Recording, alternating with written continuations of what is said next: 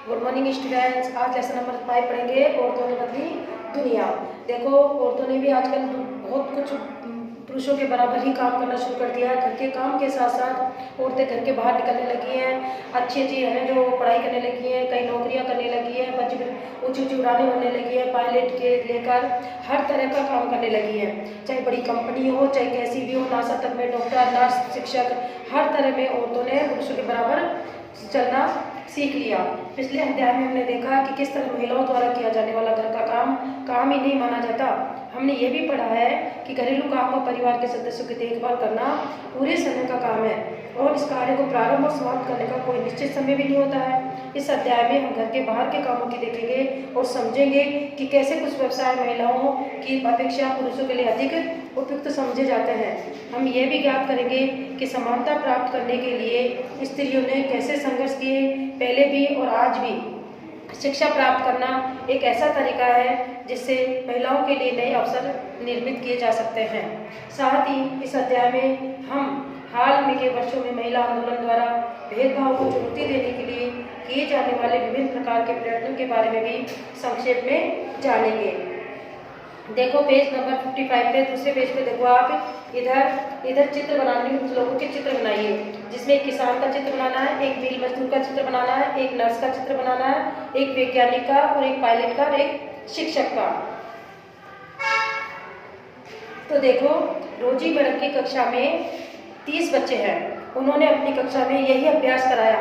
परिणाम की कौन बच्चा ज़्यादा टीचर के वो बना रहा है चित्र, किसान के बना रहा है, मजदूर के बना रहा है, नर्स के बना रहा है, वैज्ञानिक बना रहा है, पायलट के बना रहा है। सबको अपनी अपनी बनाने के लिए इच्छा से अपने अपने चित्र बनाए। फिर उन सब बच्चों के चित्र आपस में जोड़े गए। कितने बच्चों ने नर्स के बनाए, कितने बच्चों ने डॉक्टर के बनाए, कितने बच्चों ने वैज्ञानिक बनाए। देखो इधर देखो, पुरुष शिक्षक ने पुरुष के बनाए 5 और स्त्रियों के महिलाओं के बनाए 25, किसान के बनाए 30 और महिलाओं के 0 बनाए, मिल मजदूर के 25 बनाए और महिला चित्र में 5 बनाए, नर्स के 0 बनाए और 30 बनाए, वैज्ञानिक के 25 बनाए और महिलाओं के 5 बनाए, पायलट के 27 बनाए और महिलाओं के 3 बनाए। बच्चों के दिमाग में भी ये होता है कि नर्स एक अच्छा काम कर सकती है, एक महिला ही नर्स का अच्छा काम कर सकती है। तो देखो इधर रोजी मैडम की कक्षा के अधिकांश बच्चों ने नर्स के लिए महिलाओं के और पायलट के रूप में पुरुषों के चित्र बनाए। ऐसा उन्होंने इस कारण किया, इसके आगे उन्हें लगता है कि घर के बाहर की भी महिलाएं कुछ खास तरह के काम ही अच्छी तरह कर सकती है। उदाहरण के लिए बहुत से लोग मानते हैं महिलाएं अच्छी नर्स होती हैं क्योंकि वह अधिक सहनशील और विनम्र होती है। उनका स्वभाव बहुत नरम दिल होता है, वो पेशेंट से अच्छी तरह बात कर सकती है और उनके साथ अच्छी तरह पेश आ सकते हैं। इसे परिवार में स्त्रियों की भूमिका के साथ मिलाया जाता है, देखा जाता है। इसी प्रकार से माना जाता है कि विज्ञान के लिए तकनीकी दिमाग की जरूरत होती है और लड़कियों और महिलाओं में तकनीक कार्य करने की सक्षम नहीं होती है। अनेक लोग इस प्रकार की रूढ़िवादी धारणाओं में विश्वास करते हैं, इसीलिए बहुत सी लड़कियों को डॉक्टर व इंजीनियर बनने के लिए अध्ययन और प्रशिक्षण लेने के लिए वह सहयोग नहीं मिल पाता जो लड़कों को मिलता है। अधिकांश परिवारों में स्कूली शिक्षा पूरी हो जाने के बाद लड़कियों को इस बात के लिए प्रेरित किया जाता है कि शादी करके अपने जीवन का मुख्य लक्ष्य मान लें। ये समझना आवश्यक है कि हम ऐसे ही समाज में रह रहे हैं जहाँ सभी बच्चों को अपने चारों ओर की दुनिया के दबावों का सामना करना पड़ता है। कभी ये दबाव बड़ों की अपेक्षाओं के रूप में होता है, तो कभी ये हमारे अपने ही मित्रों की गलत तरीके से चिढ़ाने के कारण पैदा हो जाता है। लड़कों को ऐसी नौकरी प्राप्त करने के लिए दबाव होता है जिसमें उन्हें अधिक वेतन मिले। यदि वे दूसरे लड़कों की तरह व्यवहार नहीं करते हैं तो उन्हें चिढ़ाया जाता है और दोष दी जाती है। आपको याद होगा कि कक्षा 6 की पुस्तक में आपने पढ़ा था कि लड़कों को बचाने से लड़कों को बचपन से ही दूसरों के सामने रोने पर चिढ़ाया जाता है कि तू लड़का है, रो क्यों रहा है। हर बात में सतत परिवर्तन के लिए सीखना, स्कूल जाना आपके जीवन का बहुत महत्वपूर्ण हिस्सा है। जैसे तैसे स्कूलों में हर साल अधिकाधिक संख्या में बच्चे प्रवेश ले रहे हैं। हम सोचने लगे हैं कि हम बच्चों के लिए स्कूल जाना एक साधारण बात है। आज हमारे लिए ये कल्पना करना भी कठिन है कि कुछ बच्चों के लिए स्कूल जाना और पढ़ना पहुँच की बात है, अनुचित बात भी मानी जा सकती है। परंतु अतीत में लिखना और पढ़ना कुछ लोग ही जानते हैं। अधिकांश बच्चे वही काम सीखते हैं जो उनके परिवार में होता है या उनके बुजुर्ग करते हैं। लड़कियों को स्थिति और भी खराब होती है। उन्हें समाज में जहाँ लड़कों को पढ़ाना लिखाना सिखाया जाता है, लड़कियों को अक्षर तक सीखने की अनुमति थी, अनुमति नहीं थी। यहाँ तक कि उन परिवारों में भी जहाँ कुम्हारी, बुनकरी, वस्त्र बुनना और हस्तकला सिखाई जाती थी, यह धारणा थी कि लड़कियों और औरतों का काम केवल सहायता करने के लिए तक ही सीमित है। उदाहरण के लिए कुम्हार के व्यवसाय में स्त्रियां मिट्टियाँ इकट्ठी करती हैं और बर्तन बनाने के लिए उसे तैयार करती हैं। चूंकि वे चाक नहीं चलाती, इसलिए उसे कुम्हार नहीं माना जाता है। 19वीं शताब्दी में लगभग 200 वर्ष पूर्व शिक्षा के बारे में कई नए विचारों ने जन्म लिया। विद्यालय अधिक प्रचलन में आ गए और वे समाज जिन्होंने स्वयं कभी पढ़ना लिखना नहीं सीखा था, अपने बच्चों को स्कूल भेजने लगे। तब भी लड़कियों को इस शिक्षा के लेकर बहुत विरोध हुआ था। इसके बावजूद भी बहुत सी स्त्रियों और पुरुषों ने बालिकाओं के लिए स्कूल खोलने के प्रयत्न किए। स्त्रियों ने पढ़ना लिखना सीखने के लिए संघर्ष किया। आइए हम राजसुंदरी देवी का अनुभव पढ़ें, जो 200 वर्ष पूर्व पश्चिम बंगाल में पैदा हुई थी। 60 वर्ष की अवस्था में उन्होंने बंगला भाषा में अपनी आत्मकथा लिखी थी। उनकी पुस्तक आभार जीवन किसी भारतीय महिला द्वारा लिखित पहली आत्मकथा थी। राजसुंदरी देवी एक धनवान जमींदार परिवार की गृहिणी थी। उस समय लोगों का विश्वास था कि यदि लड़की पढ़ती लिखती है तो वह पति के लिए दुर्भाग्य होती है और विधवा हो जाती है। इसके बावजूद उन्होंने अपनी शादी के बहुत समय बाद स्वयं ही छुप कर लिखना पढ़ना सीखा। मैं अत्यंत सवेरे ही काम करना शुरू कर देती थी। उधर आधी रात हो जाने के बाद भी मैं काम में लगी रहती थी। बीच में भी विश्राम नहीं होता था। उस समय मैं केवल 14 वर्ष की थी। मेरे मन में एक अभिलाषा पनपने लगी कि मैं पढ़ना लिखना सीखूंगी और एक धार्मिक पांडुलिपि पढ़ूंगी। मैं अभागी थी। उन दिनों स्त्रियों को नहीं पढ़ाया जाता था। बाद में मैं स्वयं अपने ही विचारों का विरोध करने लगी। मुझे क्या हो गया है, स्त्रियां पढ़ती नहीं है, फिर मैं कैसे पढ़ूंगी। फिर मुझे एक सपना आया। मैं चैतन्य भागवत, एक संत का जीवन पढ़ रही थी। बाद में दिन के समय जब मैं रसोई में बैठी हुई भोजन बना रही थी, तो मैंने अपने पति को सबसे बड़े बेटे से कहते हुए सुना, विपिन, मैंने अपने चैतन्य भागवत यहाँ छोड़ी है। जब मैं इसे मंगाऊं तुम इसे अंदर ले आना। वे पुस्तक वहीं छोड़कर चले गए। जब पुस्तक अंदर रख दी गई तो मैंने चुपके से उसका एक पन्ना निकाल लिया और सावधानी से उसे छुपा दिया। उसे छुपाना भी एक बड़ा काम था, क्योंकि किसी को भी वह मेरे हाथ में नहीं दिखना चाहिए था। मेरा सबसे बड़ा बेटा उस समय ताड़ के पत्तों पर लिखकर अक्षर बनाने का अभ्यास कर रहा था। उसमें भी मैंने एक छिपा दिया। जब मौका मिलता मैं जाती और उस पन्ने के अक्षरों को मिलान करके अपने हाथ में अक्षरों से करती। मैंने उन शब्दों का भी मिलान करने की कोशिश की जो मैं दिन भर में सुनती रहती थी। अत्यधिक जतन और कोशिशों से मैं एक लंबे समय के बाद पढ़ना लिखना सीख सकी। राजसुंदरी देवी के अक्षर ज्ञान ने उन्हें चैतन्य भागवत पढ़ने का अवसर दिया। स्वयं अपने लेखन से उन्होंने संसार को उस समय की स्त्रियों के जीवन के बारे में जानने का अवसर दिया। राजसुंदरी देवी ने अपने दैनंदिनी जीवन के अनुभवों को विस्तार से लिखा। ऐसे ही दिन होते हैं जब उन्हें दिन भर में क्षण भर का भी विश्राम नहीं मिलता था। क्यों, इतना समय भी नहीं था कि वह जरा सा बैठकर कुछ खा पी ले। क्यों, सारे दिन वह घर का काम करती थी और जब वक्त मिलता था तो वो क्या करती थी, पढ़ाई करती थी अपनी। ऐसे ही देखो, आपको एक कहानी सुनाती हूँ। वहाँ की कहानी सुनाती हूँ कि रूढ़ियों को तोड़ा था एक लक्ष्मी नाम की लड़की ने, जो झारखंड की थी। रेल का इंजन आदमी चलाते हैं, पर झारखंड में गरीब आदिवासी परिवार की 27 वर्षीय लक्ष्मी ने लाकरा ने इस धार का रुख ही बदल दिया। रुद्री रेलवे की पहली महिला इंजन चालक थी।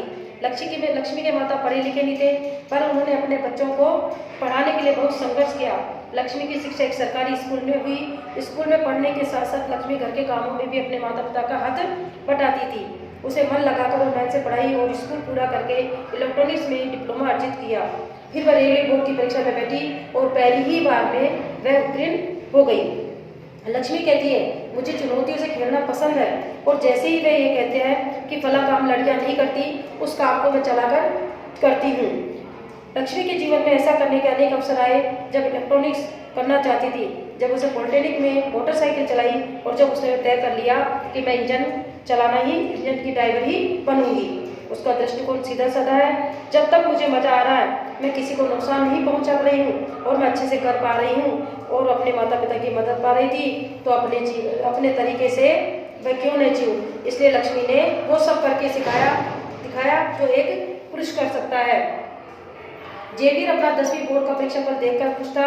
यद्यपि विज्ञान और गणित में उसे बहुत अधिक नहीं अंक नहीं मिले थे, लेकिन उसने पसंदीदा विषय इतिहास और भाषाओं में उसने अच्छा किया था। जब उसके माता पिता ने परिणाम देखे तो वे खुश नहीं हुए। हे भगवान, जेवियर गणित में तुम सिर्फ 65% लाए हो, भौतिक शास्त्र में तो तुम्हारे अंक बहुत कम है। मुझे पता है माँ, पर कोई बात नहीं, क्योंकि मैं गणित और विज्ञान पढ़ना नहीं चाहता हूँ, मुझे इतिहास पढ़ना चाहता है। लेकिन आजकल के पेरेंट्स सब ज़्यादातर गणित और साइंस में ही बच्चों को पढ़ाना चाहता है। तुम इतिहास क्यों पढ़ना चाहते हो? अपने भविष्य के बारे में सोचो, तुम्हें एक अच्छी नौकरी प्राप्त करनी है। इतिहास में क्या मदद मिलेगी? इससे कोई भविष्य नहीं है। जेवियर के माता पिता उसे समझ आ रहा है, पर मुझे गणित अच्छी नहीं लगती, गणित और विज्ञान अच्छी नहीं लगती है, मैं उसे नहीं पढ़ूँ। समझदारी से काम लो बेटे, गणित ले लो और साथ साथ कंप्यूटर भी सीख लेना। कंप्यूटर सीखने से तुम्हें अच्छी नौकरी मिल जाएगी। देखो जेवियर को किस तरह उसके माँ बाप फोर्स कर रहे थे। फिर देखो रुकैया, सखावत हुसैन और लेडी रेड का सपना, कितनी लेडीज ने हमारे अपने सपनों को पूरा किया है। रुकैया सखावत, देखो हम रुकैया सखावत हुसैन और लेडी रेड का उनका सपना देखेंगे अभी उनको पढ़ेंगे। रुकैया सखावत हुसैन 1880 से 1932 का एक धनी परिवार में पैदा हुई थी, जिसके पास बहुत जमीन थी। यद्यपि उन्हें उर्दू पढ़ना और लिखना आता था, परंतु उन्हें बंगला और अंग्रेजी सीखने से रोका गया। उस समय अंग्रेजी की एक ऐसी भाषा के रूप में देखा जाता था जो लड़कियों के सामने नए विचार रखती थी, जिन्हें लोग लड़कियों के लिए ठीक नहीं मानते थे। वो सोचते थे कि अंग्रेजी अगर वो पढ़ लेंगी तो उनके विचारों में परिवर्तन आ जाएगा। रुकैया ने अपने बड़े भाई और बहन से बांग्ला और अंग्रेजी पढ़ना और लिखना सीखा। आगे जाकर वे लेखिका बनी। 1905 में जब वे केवल 25 वर्ष की थी तो अंग्रेजी भाषा के कौशल का अभ्यास करने के लिए उन्होंने एक उल्लेखनीय कहानी लिखी, जिसका शीर्षक था सुल्ताना का स्वप्न। कहानी में सुल्ताना नामक एक स्त्री की कल्पना की गई जो लेडी लैंड नाम की एक जगह पहुंचती है। लेडी लैंड एक ऐसा स्थान है जहाँ पर स्त्रियों को पढ़ने, काम करने और आविष्कार करने की स्वतंत्रता थी। इस कहानी में महिलाएं बादलों से होने वाली वर्षा को रोकने के उपाय खोजती थी और हवाई कारें चलाती थी। लेडी लैंड में पुरुषों की आक्रामक बंदूकें और युद्ध के अन्य शस्त्र स्त्रियों की बौद्धिक शक्ति से हरा दिए गए और पुरुष एक अलग अलग स्थान में भेजे दिए जाते थे। सुल्ताना लेडी लैंड में अपनी बहन सरहा के साथ यात्रा पर जाती, तभी उनकी आंख खुल जाती है और उसे पता चलता है कि वह तो केवल सपने ही देख रही थी। जैसा आपने देखा रुकैया सखावत हुसैन उस समय स्त्रियों के हवाई जहाज और कारें चलाने का सपने देख रही थी, जब लड़कियों को स्कूल में जाने तक की अनुमति नहीं थी। और वो क्या सोचती थी कि मैं हवाई जहाज चलाऊं, कार चलाऊं। इस तरह से शिक्षा ने रुकैया का जीवन बदल दिया और रुकैया केवल कम शिक्षित होकर संतुष्ट नहीं, उनकी शिक्षा ने उन्हें सपने देखने और लिखने की हर शक्ति नहीं दी, पर उसने भी अधिक करने की शक्ति दी। 1910 में उन्होंने कोलकाता में लड़कियों के लिए एक स्कूल खोला जो आज भी कार्य कर रहा है। वर्तमान समय में शिक्षा और विद्यालय, आज की में लड़के और लड़कियां विशाल संख्या में विद्यालय जा रहे हैं, लेकिन फिर भी हम देखते हैं कि लड़कों और लड़कियों की शिक्षा में अंतर है। भारत में हर 10 वर्ष में गणना होती है, जिसमें पूरे देश की जनसंख्या की गणना की जाती है। इसमें भारत में रहने वालों के जीवन के बारे में विस्तृत जानकारी एकत्रित की जाती है, जैसे उनकी आयु, पढ़ाई, उनके द्वारा किए जाने वाले काम आदि। इस जानकारी का इस्तेमाल हम अनेक बातों के आकलन के लिए करते हैं, जैसे शिक्षित लोगों की संख्या तथा स्त्रियों और पुरुषों का अनुपात। 1961 की जनगणना के अनुसार सब लड़कों और पुरुषों 60 वर्ष तक अधिक आयु के तथा 40% शिक्षित था, अर्थात वे कम से कम अपना नाम लिख सकते थे। इसकी तुलना में लड़कियों तथा स्त्रियों का केवल 15% भाग ही शिक्षित था। 2011 की जनगणना के अनुसार लड़कों पुरुषों की यह संख्या बढ़कर 82% हो गई और शिक्षित लड़कियों तथा स्त्रियों की संख्या 65%। इसका आशय यह हुआ कि पुरुषों और स्त्रियों दोनों के बीच ऐसे लोगों का अनुपात बढ़ गया जो पढ़ लिख सकते हैं और जिन्हें कुछ हद तक शिक्षा मिल चुकी है। लेकिन जैसा कि आप देख सकते हैं, अब भी स्त्रियों की तुलना में पुरुषों का प्रतिशत अधिक है। इसके बीच का अंतर अभी समाप्त नहीं हुआ है। नीचे दी गई तालिका में विभिन्न वर्गों के लड़कों और लड़कियों का प्रतिशत यह दर्शाया गया है जो बीच में ही विद्यालय छोड़ देते हैं। अनुसूचित जाति SC और अनुसूचित जनजाति ST के लड़के लड़कियां इनमें शामिल है। संबंध आपने ऊपर दी गई तालिका में इस बात पर ध्यान दिया होगा कि सब लड़कियों की श्रेणी की तुलना में अनुसूचित जाति और उस अनुसूचित जनजाति की लड़कियों को स्कूल छोड़ने की दर अधिक है। इसका अर्थ यह हुआ कि दलित व आदिवासी पृष्ठभूमि की लड़कियों के स्कूल में पढ़ रहने की संभावना कम रहती है।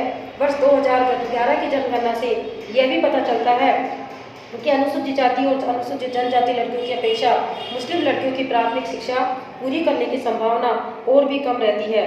मुस्लिम लड़कियां स्कूल में लगभग 3 वर्ष रह पाती हैं, जबकि अन्य समुदायों की लड़कियां स्कूल में 4 वर्ष का समय बिता पा रही हैं। दलित, आदिवासी और मुस्लिम वर्ग के बच्चों के स्कूल छोड़ देने के अनेक कारण हैं। देश के अनेक भागों में विशेषकर ग्रामीण और गरीब क्षेत्रों के नियमित रूप से पढ़ाने के लिए न तो उचित स्कूल है और न ही शिक्षक। यदि विद्यालय घर के पास न हो तो लाने ले जाने के लिए किसी साधन जैसे बस या वैन आदि की व्यवस्था न हो तो अभिभावक लड़कियों को स्कूल नहीं भेजना चाहते हैं। कुछ परिवार अत्यंत निर्धन होते हैं, जिनके पास पैसे नहीं होते हैं, तो वे सिर्फ लड़कों को ही पढ़ा सकते हैं, लड़कियों को नहीं पढ़ाते और अपने सब बच्चों को पढ़ाने का खर्चा नहीं उठा पाते। ऐसी स्थिति में लड़कों को प्राथमिकता मिल जाती है और बहुत से बच्चे इसलिए भी स्कूल छोड़ देते हैं क्योंकि उनके साथ उनके शिक्षक और सहपाठी भेदभाव करते हैं, जैसा कि ओम प्रकाश वाल्मीकि के साथ हुआ था। बच्चों, अब हम आगे का लेसन कल पढ़ाएंगे, आप सब लोग रीड करना और पेज नंबर 55 पे जो चित्र बनाने हैं, शिक्षक का, किसान का, मजदूर का, वैज्ञानिक का, वो सब अपनी अपनी बुक में एक चित्र बनाएंगे। उसके बाद मुझे दिखाएंगे कितने बच्चों ने क्या क्या बनाया।